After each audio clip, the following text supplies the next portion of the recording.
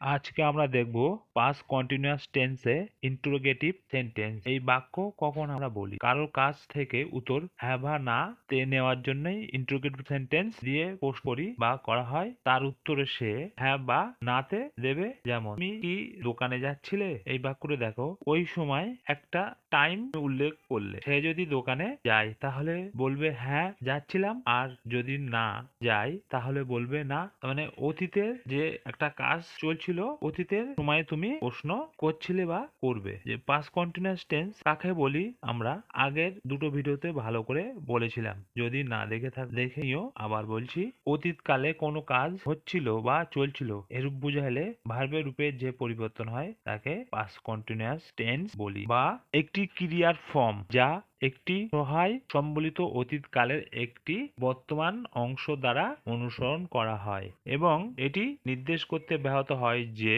অতীতের উল্লেখের একটি বিন্দুতে একটি ক্রিয়া বা ঘটনা অসম্পূর্ণ বা অগ্রগতিতে ছিল। তাকে আমরা পাস্ট কন্টিনিউয়াস টেন্স বলি।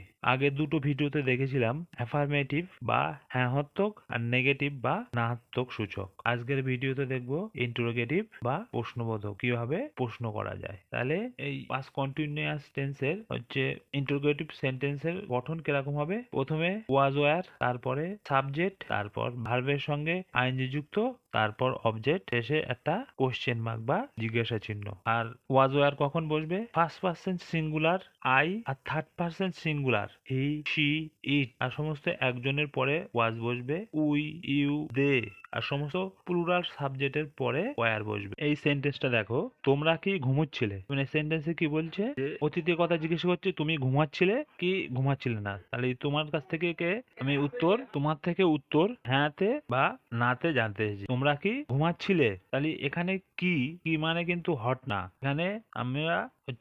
এখানে আমরা অক্সিলারি ভার্বকে প্রথমে বসিয়ে আমরা প্রশ্ন করছি। তাহলে এই সেন্টেন্স ট্রান্সলেট করলে কিরকম হবে? দেখো, তোমরা যেহেতু আছে, তাহলে তোমরার জন্য কি হবে? ইউ, ইউ যেহেতু তোমার সেকেন্ড পার্সন, তারপরে কি বসবে? ওয়্যার। তাহলে প্রথমে বসবে ওয়্যার, তারপর হচ্ছে সাবজেক্ট ইউ, তারপর কি মেন ভার্ব কি স্লিপ, তার সঙ্গে আইন যুক্ত হবে স্লিপিং, তারপর যদি অবজেক্ট যদি থেকে থাকে, তারপর কোশ্চেন মার্ক। তাহলে ওয়্যার ইউ স্লিপিং? তোমরা কি ঘুমোচ্ছিলে? পরের সেন্টেন্স দেখো, আপনি কি পড়ছিলেন? তাহলে আপনি যেহেতু আছে, তাহলে প্রথমে কি হবে? তাহলে ওয়্যার বসবে, তারপর ইউ সাবজেক্ট আর পড়া, রিড থেকে রিডিং আইএনজি যুক্ত হবে। Were you reading? আপনি কি পড়ছিলেন? শেষে অবশ্যই কোশ্চেন মার্ক। পরের সেন্টেন্স দেখো, যে লোকেরা কি চিৎকার করছিল? তুমি হয়তো জিজ্ঞাসা করছে কাউকে যে ওখানে কি লোকেরা চিৎকার করছিল? এরকম ভাবে তুমি প্রশ্ন করতে পারো যে লোকেরা কি চিৎকার করছিল?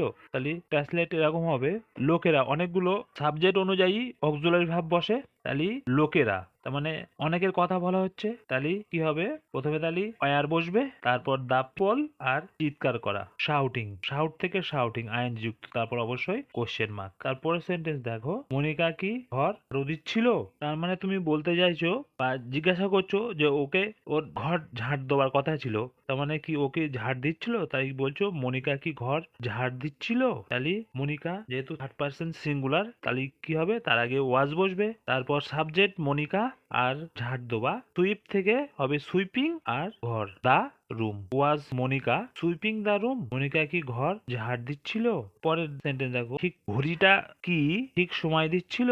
তাহলে ঘড়ি যেহেতু থার্ড পার্সন সিঙ্গুলার, তার আগে ওয়াজ বসবে, তারপর দা ওয়াচ কিপিং কারেক্ট টাইম, শেষে অবশ্যই কোশ্চেন মার্ক। শিক্ষক মশাই কি গল্প বলছিলেন? তাহলে এখানে শিক্ষক মশাই যেহেতু থার্ড পার্সন সিঙ্গুলার, তাহলে কি হবে? ওয়াজ বসবে, তারপর দা শিক্ষক মশাই দা টিচার আর গল্প বলা, টেল থেকে টেলিং আর a story. Was the teacher telling a story? শিক্ষক মশাই কি গল্প বলছিলেন? তুমি হয়তো কাউকে জিজ্ঞাসা করছো, তুমি হয়তো স্কুলে যাওনি, তাই শিক্ষক মশাই কি গল্প বলছিলেন? পরের সেন্টেন্স দেখো, তারা কি সাঁতার কাটছিল?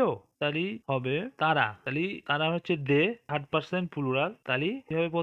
প্রথমে ওয়্যার বসবে, তারপর সাবজেক্ট দে, তারপর কি হবে? মেন ভার্ব সুইম থেকে হবে সুইমিং, আর যদি বলো যে পুকুরে নদীতে, তাহলে সেটা তুমি অবজেক্ট হিসেবে বসাতে পারো। তাহলে তোমরা বুঝতে পারলে যে পাস্ট কন্টিনিউয়াস টেন্সে ইন্টারোগেটিভ সেন্টেন্স বা এইভাবেই প্রশ্ন করতে হয়। প্রথমে অক্সিলারি ভার্বকে প্রথমে বসাতে হবে, তারপর তোমাকে সাবজেক্ট বসাতে হবে, তারপর মেন ভার্বের সঙ্গে আইএনজি যুক্ত হবে, তারপর অবজেক্ট, তারপর আদার্স কমপ্লিমেন্ট যদি থেকে থাকে, তারপর অবশ্যই কোশ্চেন মার্ক। আর তাহলে তোমরা এরকম ছোট ছোট বাক্য নাও, বাক্য নিয়ে এইভাবে যে পাস্ট কন্টিনিউয়াস টেন্সের গঠন অনুযায়ী পরপর বসাও, দেখো তোমার সেন্টেন্স বা বাক্য তৈরি হয়ে যাবে। আর তোমাদেরকে অবশ্যই যে বলা প্র্যাকটিস করতে হবে। আজ এই পর্যন্তই। যদি ভিডিওটা ভালো লাগে, লাইক, শেয়ার এন্ড কমেন্ট করো।